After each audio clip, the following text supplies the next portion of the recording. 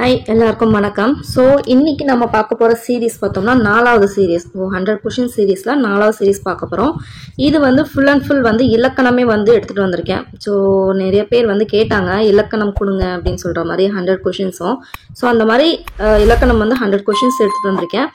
இது வந்து ஃபர்ஸ்ட் பார்ட்டாக கூட எடுத்துக்கலாம். அதாவது இலக்கணம் கொஷின்ஸில் ஃபர்ஸ்ட் பார்ட்டாக கூட எடுத்துக்கலாம். ரிவிஷனாக எடுத்துக்கோங்க. இதே மாதிரி ஒவ்வொரு சீரீஸ் வந்து கொடுக்கும் போதும் மாற்றி மாற்றி சேஞ்ச் பண்ணி இலக்கணம் ஃபுல்லாக அதுக்கப்புறம் மீதி இருக்கிறது ஃபுல்லாக அந்த மாதிரி வந்து நான் கொடுக்குறேன். ஸோ இன்னைக்கு நம்ம அந்த மாதிரி பார்த்தா அந்த மாதிரி தான் நம்ம இலக்கணம் ஃபுல் அண்ட் ஃபுல் வந்து இலக்கணம் பார்க்க போகிறோம். ஸோ இது வந்து ரிவிஷன் பர்பஸ். ஃபுல்லாக வந்து எக்ஸ்பிளைன் பண்ண முடியலனாலும் என்னால் ஓரளவுக்கு முடிஞ்சளவு எக்ஸ்பிளைன் பண்ணுறேன். ஐ திங்க் நீங்கள் ப்ரிப்பேர்டாக தான் வந்திருப்பீங்கன்னு நான் நினைக்கிறேன்.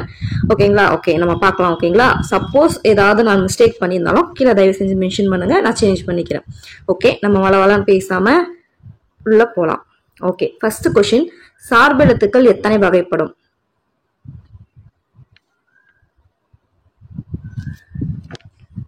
பத்து வகைப்படும். உயிர்மெய், ஆயுதம், உயிரிழப்படை, ஒற்றலப்படை, குற்றியலுகரம், குற்றியலிகரம், ஔகார குறுக்கம், ஐகார குறுக்கம், மகர குறுக்கம், ஆயுத குறுக்கம். ஸோ இந்த மாதிரி 10 வகைப்படும் சொல்லி கேள்விப்பட்டிருப்போம் இல்லையா? ஓகேங்களா? அதுதான் சார்பெழுத்து. அடுத்து அளபடை எத்தனை வகைப்படும்?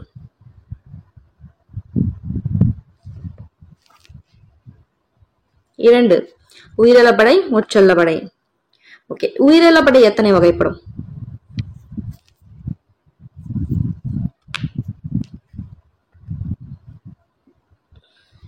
3.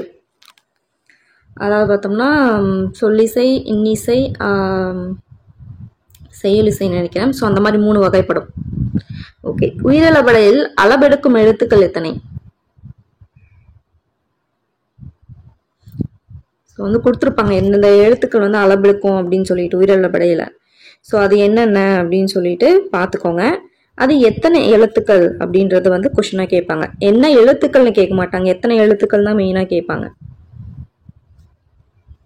எத்தனை? 7. அதே மாதிரி ஒற்றல்லப்படையில் அளவெடுக்கும் எழுத்துக்கள் எத்தனை? இதுவும் அந்த மாதிரி தான். ஸோ எத்தனைன்னு தெரிஞ்சுக்கிட்டாலே போதும். எத்தனை? 11.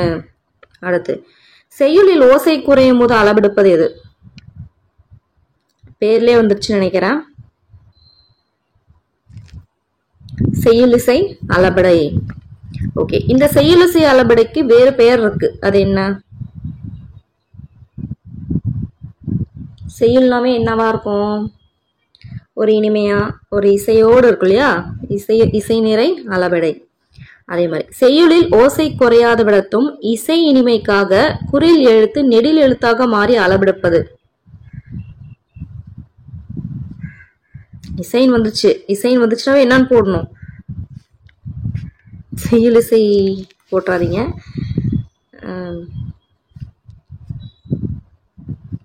இன்னிசை அளபடை. ஒரு பெயர் சொல் எச்ச சொல்லாக திரிந்து அளவெடுப்பது. ஒரு பெயர் சொல் என்ன பண்ணும்? எச்ச சொல்லா வந்து மாறும். எது? சொல்லிசை அளபடை. ஓகே, அடுத்து பார்க்கலாம். மொழி எத்தனை வகைப்படும்?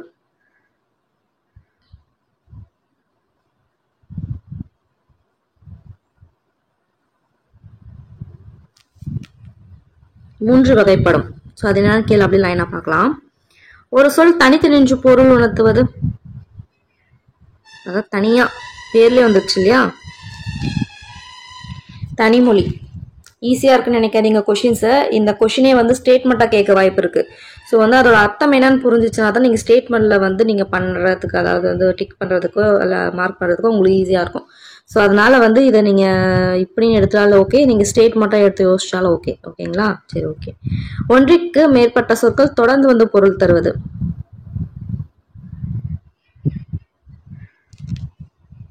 தொடர்ந்துனாவே என்னது? தொடர்மொழி. ஒரு சொல் தனித்து நின்று ஒரு பொருளையும் அச்சொல்லி பிரிந்து நின்று பல பொருளையும் தருவது எது?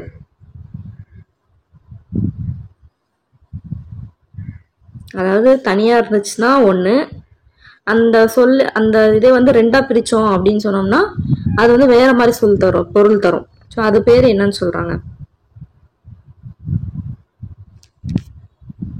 பொதுமொழி.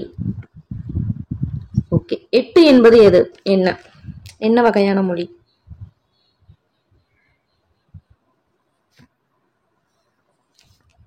பொதுமொழி. ஓகே. வினையை குறிக்கும் பெயர், பால், எண், இடம், காலம் ஆகியவற்றை குறிப்பாகவோ வெளிப்படையாகவோ உணர்த்தாமல் வருவது எது?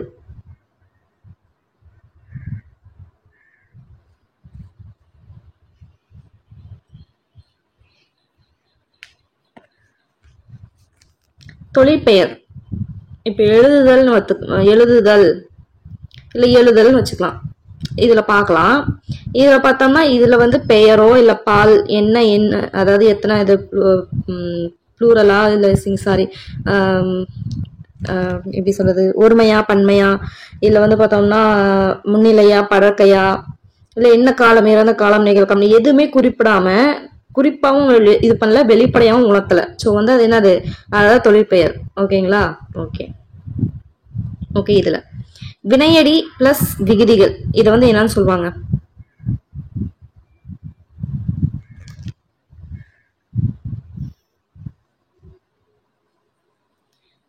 விகுதி பெற்ற தொழிற்பெயர்.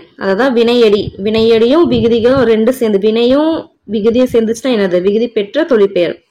அந்த இதுல இருக்கு இல்லையா, அந்த கொஸ்டின்லயே வந்த ஆன்சர் இருக்கு. விகுதி வந்து சேர்ந்துச்சுனாவே விகுதி பெற்ற தொழிற்பெயர். ஓகே.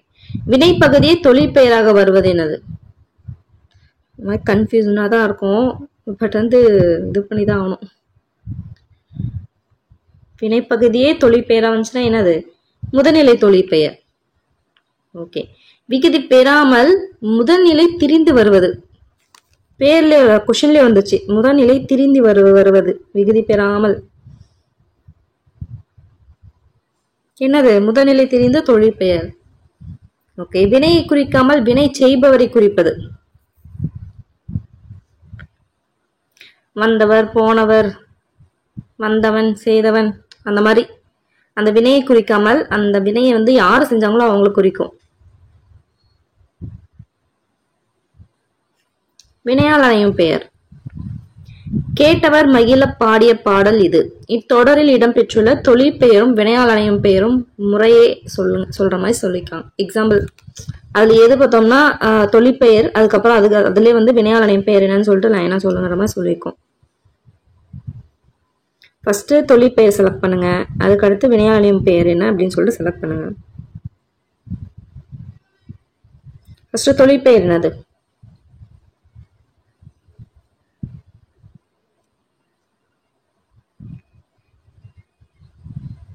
பாடல், வினையால் பெயர், கேட்டவர்.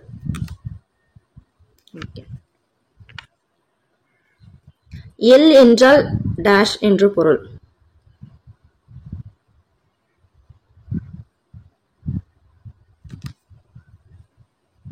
சூரியன். முல்லைத்திணைக்குரிய சிறு பொழுது. இதெல்லாம் படிச்சிருப்பீங்கன்னு நினைக்கிறேன்.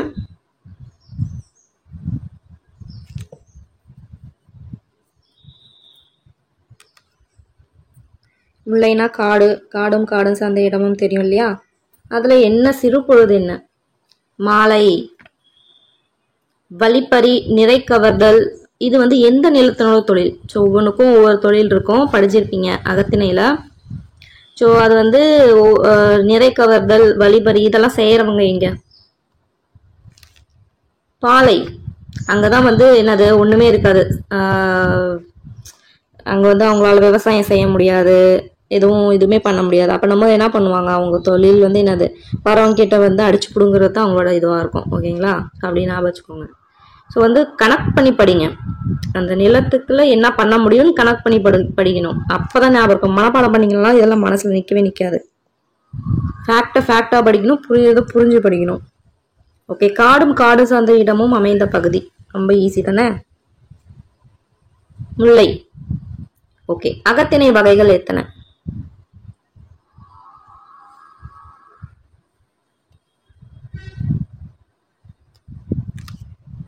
7. ஓகே. கரடி எந்த நிலத்திற்குரிய விலங்கு?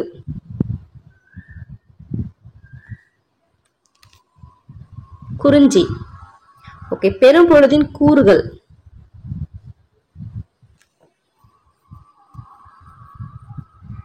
கார்காலம், குளிர்காலம், முன்பனி, பின்பனி இந்த மாதிரி வரும் இல்லையா, அது எத்தனை? 6. ஓகே. முன்பனி காலத்திற்குரிய மாதங்கள்.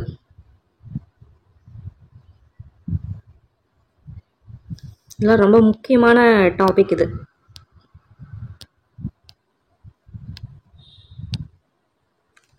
மார்கழி, தை. யாமத்தின் கால அளவு. ஜாமம், நடுஜாமம்னுவாங்கல்ல. ராத்திரி 10 மணிலிருந்து 2 மணி வரைக்கும். யாமம்னா என்ன? நடுஜாமன்னுவாங்களா? நடுஜாமன்னா என்னது? 10 மணிக்கு நம்ம தூங்குற நேரம் தான் அந்த நடுஜாமன்ற மாதிரி வச்சுக்கோமா. அப்ப 10 மணிக்கு தூங்க ஆரம்பிச்சோமா, 12 மணிக்குள்ள பேய் வரணும், நடுஜாமத்துல பேய் வரணுவாங்க. 12 மணி அப்படின்னும் போது என்னது? 2 மணி வரைக்கும் இதாகுமா. 3 மணில இருந்து என்னன்னு சொல்லுவாங்க? அது பேர் என்னமோ சொல்லுவாங்களே, அதாவது நல்ல காரியெல்லாம் வைக்கலாம் அப்படின்னு சொல்லுவாங்க. அப்புறந்தே ஒரு இது மாதிரி ஆயிடும், ஒரு காலையில அப்படின்ற மாதிரி ஆயிடும் இல்லையா. ஸோ அப்படின்னும் போது என்னது? நடுஜாமம் அப்படின்னு சொல்லிட்டு அந்த மாதிரி ஞாபகம் வச்சுக்கணும். ஸோ 10 மணிலேருந்து 2 மணிக்குள்ளாரதான். ஓகே. சரி, ஓகே. பொழுதின் வகைகள்.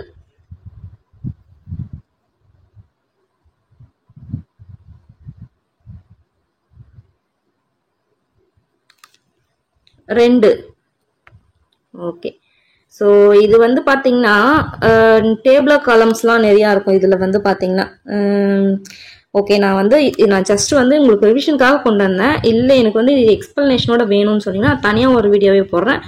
வேணும் அப்படின்னு சொன்னீங்கன்னா கீழே கமெண்ட் பண்ணுங்கள், அதுக்கு தனியாக ஒரு வீடியோவே போடலாம். ஃபுல் அண்ட் ஃபுல், அதாவது அதோட அக்கத்திணை முதற்கொண்டு அந்த புறத்திணை, அதோட காலம், சிறுபொழுது, பெரும்பொழுது, அந்த டைமு, அந்த எல்லாமே வந்து ஒரு வீடியோவாக போடுறேன். ஓகேங்களா? டேபிள் காலமோட போடலாம். ஓகேங்களா? வேணும்னா சொல்லுங்க, போடலாம். இல்லை நான் ரிவிஷன் பர்பஸ்க்காக இதே போதும் அப்படின்னா ஓகே. ஓகேங்களா? சரி, ஓகே. அடுத்து போகலாம். செய்வினை வாக்கியத்தை கண்டறிக. செய்வினை என்னது? தானே வந்து செய்யற வினை. இப்ப நானே ஒரு வினை செய்யறேன்னா அதுதான் செய்வினை. கந்தன் பாடல் பாடினான். ஓகே. அடுத்து தன்வினை சொற்றொடரை கண்டறிக.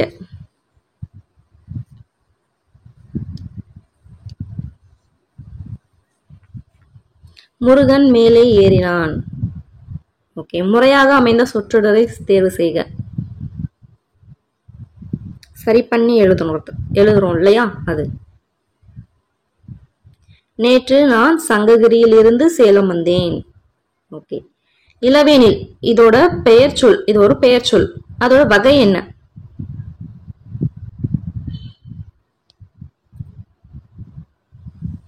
இளவேனில்னாவே என்னது? அது ஒரு காலம் இல்லையா, அப்ப காலப்பெயர். ஓகே. கூ என்னும் ஓரெழுத்து ஒரு மொழிக்கு பொருள் யாது? ரொம்ப முக்கியமான டாபிக். 42 எழுத்து இருக்கும். ஸோ அதோட எல்லாமே படிச்சிருப்பீங்கன்னு நினைக்கிறேன். ஓகேங்களா? ஸோ கூனா என்னது? பூமி. கா என்னும் ஓரெழுத்து ஒரு மொழிக்குரிய பொருள் யாது?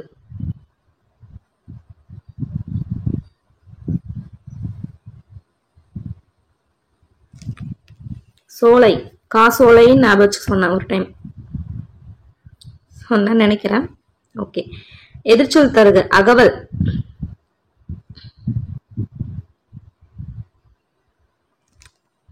எதிர்ச்சொல் கிட்டுதல். பொருந்தாத சொல்லை கண்டறிக.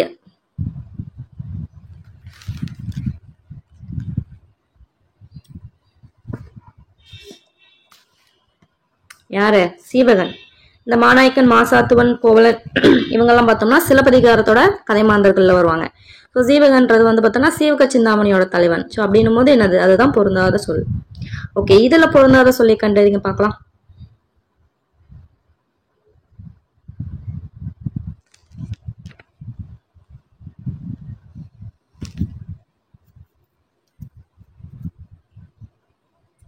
கார் 40.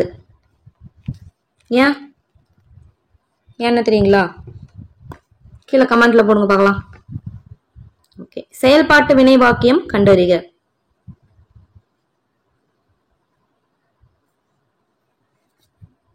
எப்படி கண்டுபிடிக்கணும் செயல்பாட்டு வினை? பட்டது அந்த மாதிரி எல்லாம் முடிஞ்சு, பட்டது அந்த மாதிரி முடிஞ்சுன்னா அதை வந்து என்ன சொன்னோம்? செயல்பாட்டு வினையா ஞாபகம் வச்சுக்க சொன்னோம் இல்லையா? பாடல் கண்ணனால் பாடப்பட்டது.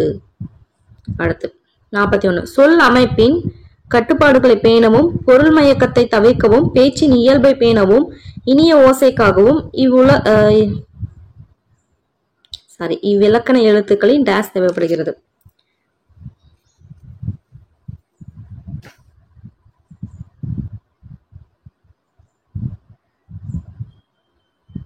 என்னது? புணர்ச்சி இலக்கணம். ஓகே. வினையெச்சங்களுடன் புணர்கையில் வல்லினம் மிகுமா மிகாதா?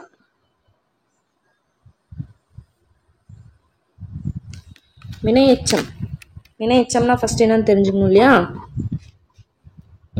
வினையெச்சம்னா என்னது? வந்து உட்கார்ந்தான்னு எடுத்துக்கலாம். வந்து சென்றான். வந்து சென்றான். ஸோ ஒரு வினை எச்சம் பார்த்தோம்னா வினை சொல்லோட முடியறதான் பார்த்தோம்னா என்னது? வினை எச்சம்னுவோம். ஸோ இதுல பார்த்தோம்னா ரெண்டு சேருது. வந்து கூட்டல் சென்றான் அப்படின்னு சொல்றேன் அப்படின்னா இதை சேர்த்து எழுதுக்குள்ள என்ன பண்ணுவீங்க? நடுவில் வந்து ஒரு வல்லினம் இது வந்து போட்டு எழுதுற மாதிரி இருக்கும், இல்லை எழுதாத மாதிரி இருக்கும். அந்த மாதிரி எழுதலாமா, இல்லை அந்த மாதிரி இடத்துல வல்லினம் வருமா வராதான்னு சொல்லி கேட்குறாங்க. என்ன ஆகும்? மிகும், வரும், வினையெச்சத்தோட வரும். ஓகே. விகார புணர்ச்சி எத்தனை வகைப்படும்?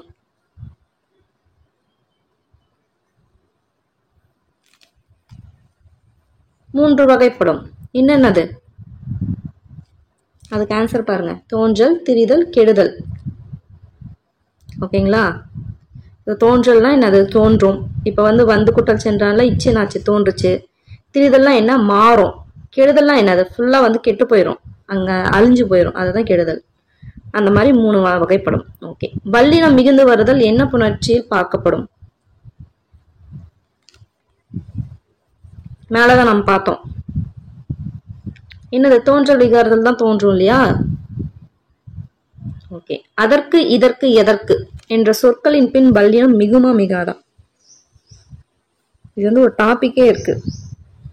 வல்லினம் மிகும் இடங்கள், மிகா இடங்கள் அப்படின்னு சொல்லிட்டு ரொம்ப முக்கியமான ஒரு டாபிக். ஸ்டேட்மெண்ட்ல கேட்டு குழப்பி விடுவாங்க. என்னது மிகும்? ஐ திங்க் அப்படி, இப்படி, எப்படி அதுலதான் மிகாது.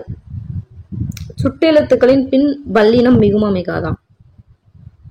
சுட்டெழுத்துக்கள் அந்த, இந்த, எந்த, சரி எந்த வராது, எந்த வந்து வீணா, அந்த, இந்த, அப்புறம் இந்த உதுக்கன்னு வரும்.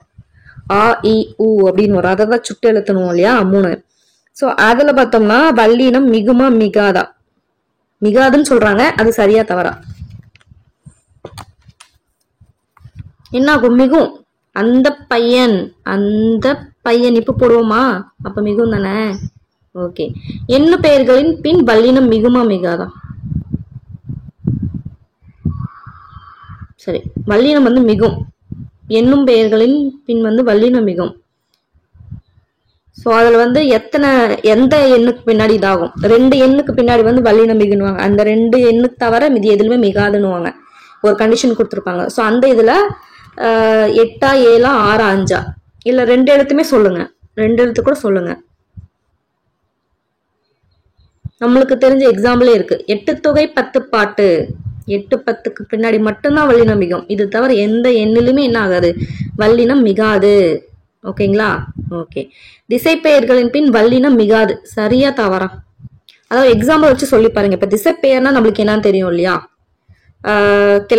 கிழக்கு வாசல், அந்த மாதிரிலாம் சொல்லி பாருங்க. சொல்லி பார்க்கும்போது அங்க வல்லினம் மிகாதா இல்ல இது மாதிரி எழுதிருக்கோமான்னு சொல்லிட்டு யோசிச்சு பார்த்து எக்ஸாம்பிளோட சொல்லணும்.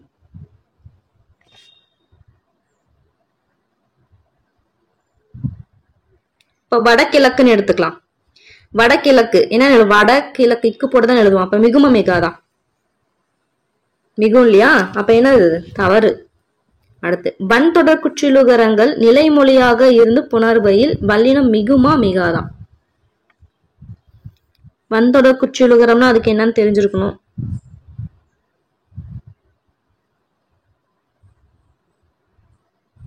மிகுமா மிகாதா? அதாவது சுடு துபுருக்கு முன்னாடி என்ன வரணும்? அந்த இக்கு, இச்சு, இட்டு, இரு அந்த மாதிரி வந்து அந்த வல்லினமை வந்து வரணும். அதுதான் வந்து பார்த்தோம்னா என்னது? ஃபார் எக்ஸாம்பிள் கக்ஸு, கக்சூன் வருது அப்படின்னா என்னது, இது வந்து வன்தொடர் குற்றியலுகரம். இது வந்து நிலைமொழியா இருக்கு. வருமொழியில வேற ஏதாவது வருது அப்படின்னா அது பார்த்தோம்னா மிகுமா மிகாதா அப்படின்னு கேக்குறாங்க. அந்த இடத்துல வல்லினம் மிகுமா மிகாதா, மிகும், அந்த இடத்துல மிகும். ஓகே. மல்லிகைப்பூ என்பது எவ்வகை தொகை?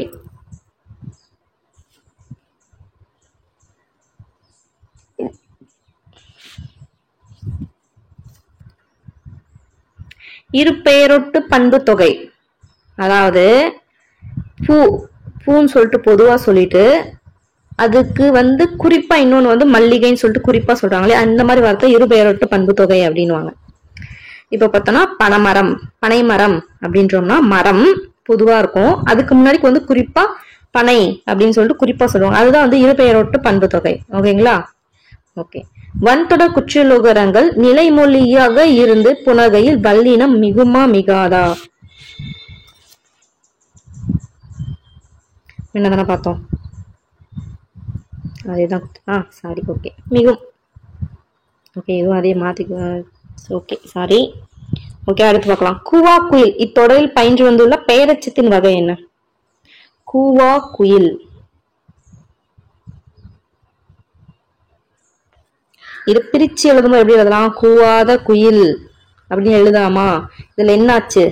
ஈர். இதோட கூவாதல ஈர் என்னாச்சு? கெட்டு போச்சு. அப்ப என்னது? கூவாத அப்படின்னா என்னது? அதுக்கு எதிர்மறை வேற அப்படின்னா அது ஈரும் கெட்டு போச்சு, எதிர்மறையா வந்திருக்கு. அப்புறம் என்ன? அது மட்டும் இல்லாம இது ஒரு பெயரெச்சம், அதாவது ஒரு வினையெச்சம் பெயர் சொல்லோட முடிஞ்ச என்னது? பெயரெச்சம். ஈர்கட்ட எதிர்மறை பெயரெச்சம். ஓகேங்களா? அடுத்து வாழ்க்கை படகு என்பது எச்சொல். சரி, என்ன சொல்? சொல்லி பார்க்கணும், அந்த ஊர்பு வச்சு சொல்லி பார்க்கணும். ஊமை தொகைலாம் என்னன்னு சொல்லுவோம்? போன்ற அப்படின்னு வரும். இப்ப வந்து கயல் கண் அப்படின்னு வச்சுக்கலாம். கயல் போன்ற கண் அப்படின்னா என்னது? ஓமை தொகை. ஓகேங்களா? சோ இதே வந்து உருவகமா மாத்தணும் என்னன்னு சொல்லிட்டு போடலாம். கண் கயல் அப்படின்னு திருப்பி போட்டா அதுதான் அந்த உருவகம். சோ இதுல அந்த மாதிரி தான் இருக்கும் பாருங்க. படகு போன்ற வாழ்க்கை அப்படின்னு சொல்லிட்டு திருப்பி போடுற மாதிரி வரும். அப்ப மாதிரி நம்மளுக்கு தெரிஞ்சுக்கணும் இது என்ன, இது உருவகம் அப்படின்னு சொல்லிட்டு. இது அப்படி இப்படி இருந்துச்சுன்னா படகு வாழ்க்கை அப்படின்ற மாதிரி வந்துச்சுன்னா என்னது? வராது. சப்போஸ் நம்ம சொல்றேன் எக்ஸாம்பிள், நம்ம ஊமை தொகை வரும் இல்லையா, டைரக்டா வந்து நம்ம டைரக்டா போட்டு எழுதிக்கலாம். அதுதான் வந்து ஊமை தொகை, ஊமை சொல். சாரி. ஓகே. மரபையும் பட்டறிவையும் தாண்டி சொற்கள் ஒழித்து பார்த்தும் வல்லினம் மிகும் மிகா இடங்களை அறிவதற்கும் எளிய வழி எனலாம் அப்படின்னு சொல்லிட்டு சொல்றாங்க. இது வந்து இந்த ஸ்டேட்மெண்ட் சரியா தவறா?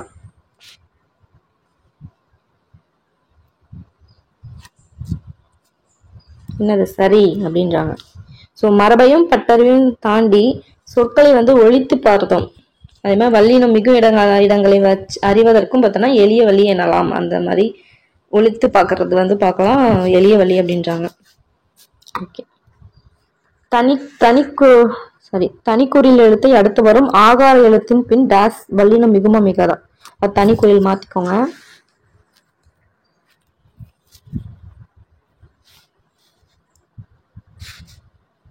வல்லினம் மிகும். ஓகே. அடுத்து தமிழ் மற்றும் எந்த மொழிகளில் துணை வினைகள் முதல் வினைகளுக்கு பின்பே இடம்பெறும்? 9th டாபிக்ல வந்து இருக்கும் இது. ஜப்பானிய மொழிகளில். கூ என்னும் 4ஆம் வேற்றுமை உருபு வெளிப்படும் தொடர்களில் வல்லினம் மிகுமா மிகாதா? கோயிலுக்கு சென்றேன் மிகுமா மிகாதா? பாருங்க, மிகும். இருவகை வினைகளாகவும் செயல்படும் வினைகள் எடுத்துக்காட்டு என்ன?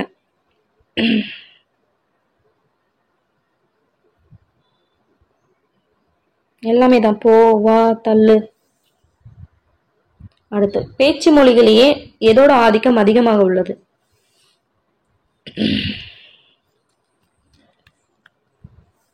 துணை வினைகளோட ஆதிக்கம் தான் அதிகமா இருக்கு. தமிழ் ஏறத்தாழ எத்தனை துணை வினைகள் உள்ளன? 40. திணை, பால், இடம், காலம் காட்டும் விகுதிகளை பெற்று வரும் வினை எது? துணை வினை. ஓகே. கூட்டு வினையின் முதல் உறுப்பாக வந்து தன் அடிப்படை பொருளை தரும் வினை எதை டேஸ் எனப்படும்?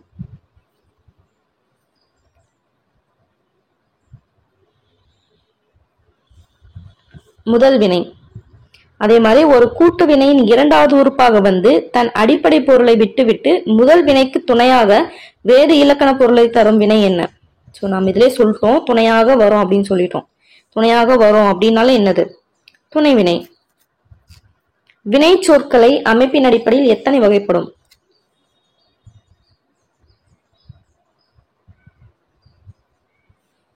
இரண்டு. ஓகே. தனிவினை அடிகளை கொண்ட வினை சொற்களை தனிவினை என்பர். கூட்டு வினை அடிகளை கொண்ட வினை சொற்களை கூட்டு வினை என்பர். ரெண்டு வகை பார்த்தோம் இல்லையா மேல, அதுதான் தனிவினை கூட்டு வினைன்ட்டு. இது சரியா தவறா? டைரக்டாவே வந்துச்சு. தனிவினைனா தனிவினை அடி இருந்துச்சுன்னா தனிவினை, கூட்டு வினை அடிகள் இருந்துச்சுன்னா கூட்டு வினை, அவ்வளவுதானே? சரிதானே? ஓகே. நடந்தன என்ற சொல்லில் அன் என்பது எவ்வகை பகுப்பத உறுப்பிலக்கணத்தை குறிக்கும்? எல்லா பகுப்பத உறுப்பிலக்கணம் படிச்சிருப்பீங்கன்னு நினைக்கிறேன். சோ இதெல்லாம் அன் அப்படின்றது பகுப்பத உறுப்பிலக்கணத்துல எந்த பகுதியை வந்து குறிக்குதுன்னு கேக்குறாங்க. பகுதியா, விகுதியா, சாரியா, விகாரமா? என்னது? சாரியை. ஸோ பகுதின்னும் போது ஃபர்ஸ்ட் பார்ட் வந்துடும், விகுதின்னும் போது லாஸ்ட் பார்ட்ல வரும். அதுல அன் வராது இல்லையா? ஸோ நடுவுல தான் வரும் எப்படி இருந்தாலுமே. அடுத்து பார்க்கலாம். பகுப்பத உறுப்புகளில் அடங்காமல் பகுதிக்கும் விகுதிக்கும் நடுவில் காலத்தை உணர்த்தாமல் வரும் மெய்யெழுத்து என்னன்னு சொல்வோம்?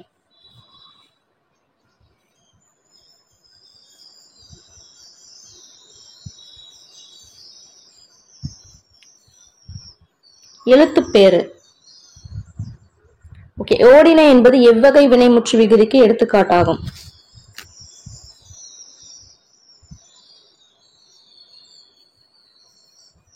ஓடினா என்ன அப்படின்னா என்னது? அது ஒரு அக்ரிணை குறிக்குது, நம்ம தெரிஞ்சு போச்சு.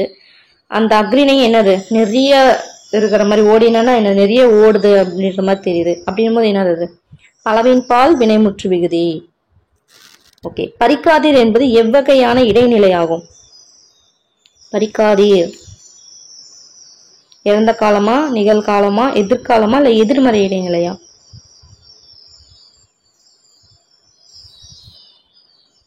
அது என்னன்னு சொல்லுது? பறிக்காதீங்க அப்படின்னு சொல்லுது. அப்ப என்னது? எதிர்மறை. எதிர்மறை இடைநிலை. ஓகே. இடைநிலைக்கும் விகுதிக்கும் இடையில் வருவது. லைன் அப்படியே கொடுத்துருப்பாங்க. என்னது? சாரியை. பாரிர் எவ்வகை வினைமுற்று விகுதிக்கு எடுத்துக்காட்டாகும்?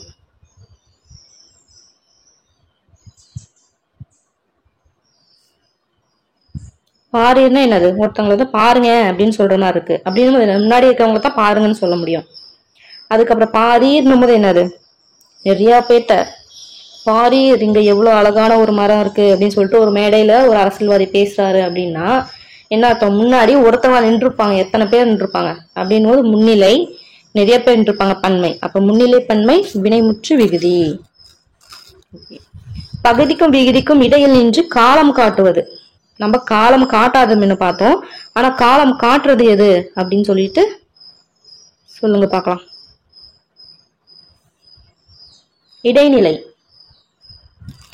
பகுதிக்கும் இடைநிலைக்கும் இடையில் வருவது.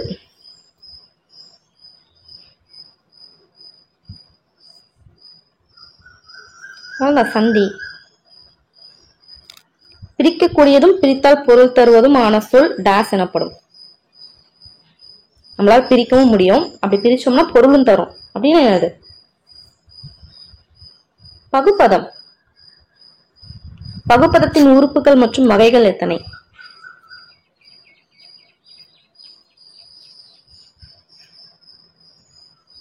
என்னது?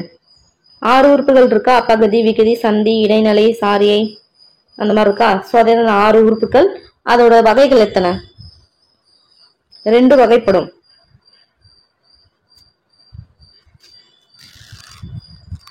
ஓகே. பிரிக்கக்கூடியதும் பிரித்தால் பொருள் தருவதுமான சொல். ஓகே, அதை ஒண்ணு பார்த்துட்டோம். ஓகே, இதுல பார்க்கலாம். என் அண்ணன் நாளை வருவான் என்பது எவ்வகை தொடருக்கு எடுத்துக்காட்டாகும்? கண்வினையா, பிறவினையா, செய்தி தொடரா, கட்டளை தொடரா?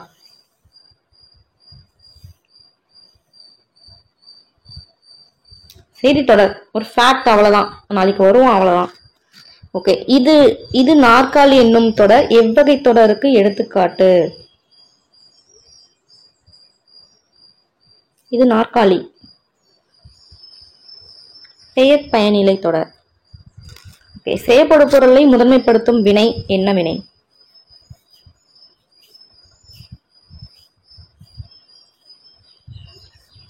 செயற்பாட்டு வினை. என்ன சொல்லுவோம்? இப்போ ஃபார் எக்ஸாம்பிள், இப்போ கண்ணன் வீணை வாசித்தான் அப்படின்னு சொல்லி எடுத்துக்கலாம்.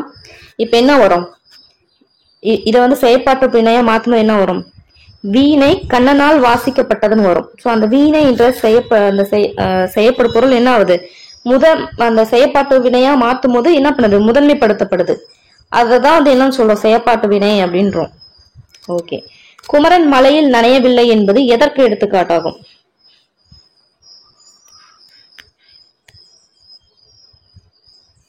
எதிர்மறை. நனையவில்லை எதிர்மறை வினை தொடர். எழுவாய் ஒரு வினையை செய்ய வைத்தால் அது என்னன்னு சொல்றோம்? அதாவது எழுவாய் வந்து ஒரு வினையை வந்து செய்ய வைக்குது அப்படின்னா என்னது? பிறவினை. மத்தவங்களை செய்ய வைக்குது ஒரு எழுவாய். நான் வந்து பிறரை வந்து செய்ய வைக்கிறேன் அப்படின்னும் போது என்னது? அது பிறவினை. ஓகே, செய்பவரை முதன்மைப்படுத்தும் வினை செய்வினை. செய்யற நானே வந்து என்னன்னே முதன்மைப்படுத்திக்கிறேன் அப்படின்னா ஒரு செய்வினை தானே வரும். ஓகே, பெயர் சொல்லுக்கு அடையாளம் வருவது வினையடை என்கிறோம். வினை பயனிலைக்கு அடையாது வருவது பார்த்தோம்னா பெயரடை என்கிறோம். இது வந்து சரியா தவறா? அதாவது அடையாக வரும்வாங்க.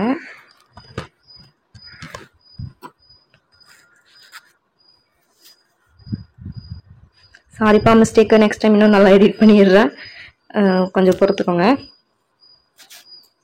தவறுன்றாங்க. ஏன்னு தெரிஞ்சுக்கல, கமெண்ட் பண்ணுங்க பார்க்கலாம். எழுவாய் ஒரு வினையை செய்தால் அது என்னன்னு சொல்லுவாங்க? எழுவாய் வந்து ஒரு வினையை வந்து செய்யுது, அது என்னன்னு சொல்லுவாங்க? எழுவாய்னா என்னது?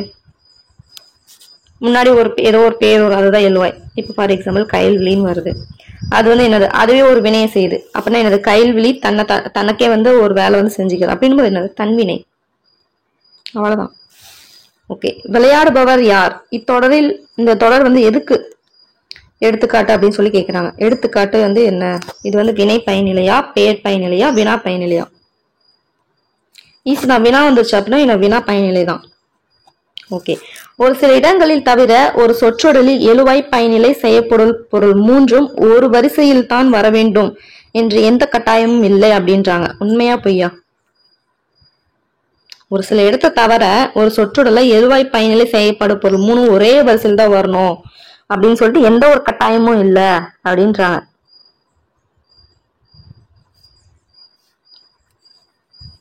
சரி, அப்படிலாம் ஒரு கட்டாயம் இல்லை, மாறி மாறி கூட வரலாம் இல்லையா? ஃபார் எக்ஸாம்பிள் செயற்பாட்டு வினை எடுத்துக்கோங்க, அதுல மாறி மாறி தானே வருது. ஓகே, பயனிலை எத்தனை வகைப்படும்?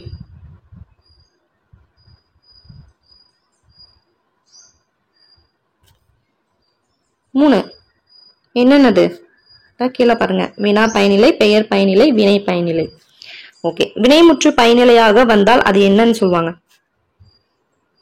பேர்லயே வந்துருச்சு, வினை பயனிலை. ஒரு தொடரில் பயனிலை எவ்வாறு மாறும்? என்ன மாறும்? வினைமுற்றா மாறும். படித்தா என்ற தொடரில் பயந்து வருவது என்னது?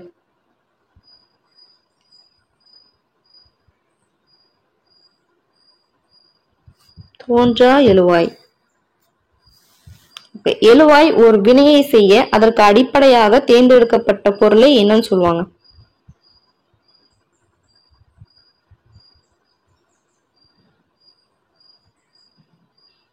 செய்யப்படும் பொருள். இந்த செய்யப்படும் பொருளை தான் அடிப்படையா வச்சு ஒரு வினையை செய்யும் இல்லையா? இப்ப கண்ணன் வீணை வாசித்தான் அப்படின்னு வச்சுக்கலாம்னா, அந்த கண்ணன் வந்து ஏதோ ஒரு விஷயத்த வந்து வினையை வந்து ஏதோ ஒரு செயல் வந்து செய்ய போறான். அப்ப அந்த செயல்ல செய்யறதுக்கு என்ன செயல்னா என்னது, வாசித்தான்ற ஒரு செயலை செய்ய போறோம். அப்ப அதுக்கு அடிப்படையா தேவைப்பட போறது என்னது, இந்த வீணை. அப்படின்னும் போது என்னது, வீணைன்றது செய்யப்படு பொருள் தானே. சோ அததான் வந்து செய்யப்படு பொருள், தந்த தேர்ந்தெடுக்கிற பொருள் செய்யப்படு பொருள் அப்படின்றோம். புரியுதுங்களா? ஓகே. ஒரு தொடரில் எழுவாயும் செய்யப்படு பொருளும் எவ்வாறு மாறும்?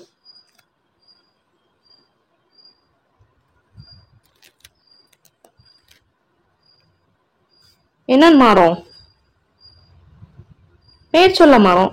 எழுவாயின்றது என்ன, கண்ணன். செய்யப்படு பொருள்ன்றது வீணை. இது ரெண்டுமே என்னது, பெயர் சொல் தானே. வீணைன்றது ஒரு பொருள் அப்படின்னா பெயர் சொல், கண்ணன்றது ஒரு பெயர் சொல் இல்லையா? ஓகே. விதித்தல் பொருள் வரும் வியங்கோல் வினைமுற்று எந்த இடத்தில் வராது?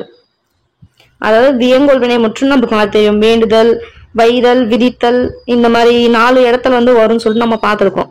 சோ அந்த மாதிரி இதுல விதித்தல் பொருள்ல வருது அப்படின்னும் போது எந்த இடத்துல வராது? தன்மை இடத்துல வராது. நான் ஒரு விதி, நான் ஒரு ஆர்டர் போடுறேன் அப்படின்னா எனக்கு நானே ஆர்டர் போட்டுக்க முடியுமா? அது நம்ம விளையாட்டா பேசுறது அது வேற, கண்ணாடி பார்த்து நாமளே பேசிக்கிறதுன்றது வேற. இப்ப நார்மலா நான் ஆர்டர் போடுறேன்னா என்ன பண்ண, முன்னாடி இருக்கவங்களதான் வந்து ஆர்டர் போடுவேன். போய் அதை செய்யி, இங்க வையி அப்படின்னு சொல்லிட்டு முன்னாடி இருக்கவங்க தான் சொல்லுவேன். அதே மாதிரி படக்கையில இருக்கவங்களையும் சொல்ல முடியாது நம்ம, சரிங்களா? பன்மையில சொல்ல முடியும். நிறைய பேர் ஸ்டூடெண்ட்ஸ் எல்லாம் நிறைய பேர் இருக்காங்க, போய் அதை பண்ணுங்க அப்படின்னு சொல்லிட்டு என்னால ஆர்டர் போட முடியும். ஆனா அங்கேயோ இருக்கவங்க கிட்ட போய் நான் இங்க சொன்னா அவங்களுக்கு எப்படி தெரியும்? ஓகேங்களா? அப்ப என்னென்ன வராது, தன்மையிலையும் படற்கையிலும் வந்து இதாவாது. பட் படற்கையிலும் வரலாம். நான் எப்படி சொல்லலாம், போய் அவங்கள செய்ய சொல்லு அப்படின்னு சொல்லிட்டு சொல்லலாம். ஸோ வந்து பட் வந்து தன்மையில வராது. என்ன நானே வந்து ஆர்டர் போட்டுக்கலாம், மற்றவங்களை வந்து ஆர்டர் போடலாம், அதே மாதிரி முன்னாடி இருக்கவங்க ஆர்டர் போடலாம். ஸோ வந்து முன்னிலை எனக்கு நானே ஆர்டர் போட முடியாது. ஸோ தன்மை. ஓகேங்களா? சென்றனர் வீரர் என்பது என்ன தொடர்?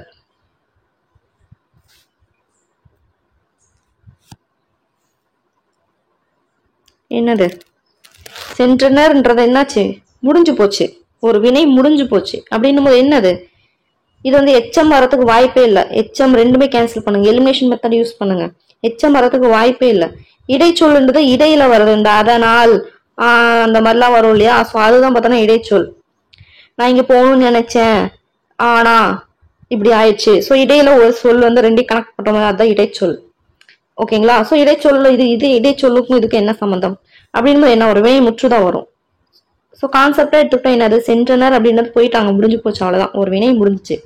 இதே சென்ற அப்படின்னு எடுத்தோம்னா என்னது, முற்றல, இது ஒரு எச்சம். ஓகேங்களா? ஸோ அப்படி இது என்னது, வினை முற்று. ஓகே, அவ்வளவுதான். 100 கொஸ்டின் 99 ஒன்று கம்மியா இருக்கு, சாரி. ஐ திங்க் நான் ஓரளவுக்கு புரியுற மாதிரி எக்ஸ்பிளைன் பண்ணியிருக்கேன்னு நினைக்கிறேன். ஏதாவதுன்னா கீழே வந்து கமெண்ட் பண்ணுங்க. நெக்ஸ்ட் டைம் நான் கண்டிப்பா இம்ப்ரூவ் பண்ணிக்கிறேன். அதே மாதிரி கொஞ்சம் எடிட் பண்ணல, அங்கங்க கொஞ்சம் நிறைய மிஸ்டேக் வந்திருக்கு. ஓகேங்களா? ஸோ நெக்ஸ்ட் வந்து அதையும் நான் சரி பண்ணிக்கிறேன். ஃபுல் அண்ட் ஃபுல் வந்து இலக்கணம் கேட்ட மாதிரி நான் பண்ணியிருக்கேன். இது வந்து இதே மாதிரி அடுத்தடுத்த சீரீஸ்ல வந்துட்டு இருக்கோம், இலக்கணம் மட்டுமே அந்த மாதிரிலாம் வந்துட்டு இருக்கோம். ஸோ அதே மாதிரி தமிழுக்கு வந்து நான் கொடுத்துட்டு இருக்கேன், அதையும் பாருங்க. அதே மாதிரி ரிவிஷன் பண்ணிக்கிட்டே இருங்க. கண்டிப்பா வந்து யூஸ்ஃபுல்லா இருக்கும் இது உங்களுக்கு. திரும்ப திரும்ப ரிப்பீட்டடா வந்துச்சுன்னா கூட, ரிப்பீட்டடா கொடுக்குறாங்களே நினைக்காதீங்க. இது வந்து ரிப்பீட்டடா கொடுக்கும்போது என்ன ஆகும்னா நம்ம மைண்ட்ல இன்னும் நல்லாவே ஸ்டோர் ஆகும். ஸோ அதனால வந்து அதை இப்போ ரிப்பீட்டடா கொடுக்குறாங்கன்னு நினைக்காம அது திரும்ப படிச்சுக்கோங்க, ஒன்றும் தப்பு கிடையாது. படிச்சுக்கோங்க, அடுத்தடுத்து வரதை வந்து அப்படியே ஃபாலோ பண்ணிக்கோங்க. ஓகேங்களா? ஃபுல்லா வந்து ஸ்கிப் பண்ணாம பாருங்க, எதுனாலுமே எனக்கு கொஞ்சம் யூஸ்ஃபுல்லா இருக்கும். அதே மாதிரி ஷேர் பண்ணாலும் ஷேர் பண்ணிக்கோங்க. மறக்காம சப்ஸ்கிரைப் பண்ணிக்கோங்க. நிறைய பேர் சப்ஸ்கிரைப் பண்ணாம பாக்குறீங்க. ஓகேங்களா? ஸோ ஒவ்வொன்றுக்கும் வந்து நான் அவ்வளோ ஒரு எஃபோர்ட் பண்ணி தான் நான் ஒவ்வொன்றும் கொடுக்குறேன், ஒவ்வொரு வீடியோவும். ஸோ அதுக்கு கொஞ்சம் ஒரு மதிப்பு கொடுக்கும் வகையில பார்த்தோன்னா சப்ஸ்கிரைப் பண்ணி லைக் பண்ணிக்கோங்க. ஓகேங்களா? சரி, ஓகே. அதுக்கு மேல நீங்க உங்களுக்கு பிடிச்சிருந்தா நீங்க பண்ணுங்க, உங்க இஷ்டம். நான் எந்த வீடியோலுமே கேட்டதில்ல பண்ணுங்கன்னு சொல்லிட்டு. இருந்தாலும் எனக்கு ஒரு சந்தோஷம், நீங்க பண்றது மூலியமா ஓகே நம்ம வீடியோ வந்து பண்றாங்க, நம்ம யூஸ்ஃபுல்லா தான் பண்ணிட்டு இருக்காங்க அப்படின்னு சொல்லி பண்ணிட்டு இருக்கோம் அப்படின்னு ஒரு திருப்தி. ஓகேங்களா? ஸோ மறக்காம பண்ணுங்க. குறை இருந்துச்சாலும் சொல்லுங்க, நிறைய இருந்தாலும் சொல்லுங்க, நான் ஏத்துக்கிறேன், அதை நான் திருத்திக்கிறேன். ஓகேங்களா? மிஸ்டேக் பண்றது நம்மளோட குணம் தானே, நாம மனுஷங்க தானே. ஓகேங்களா? ஸோ உங்களோட சேர்ந்து எனக்கும் நான் திருத்திக்கிட்டு நானும் படிச்ச மாதிரி இருக்கும். ஓகேங்களா? ஓகே, நெக்ஸ்ட் சீரீஸ்ல வந்து மீட் பண்றேன். 5வது சீரீஸ்ல உங்களை மீட் பண்றேன். பாய்.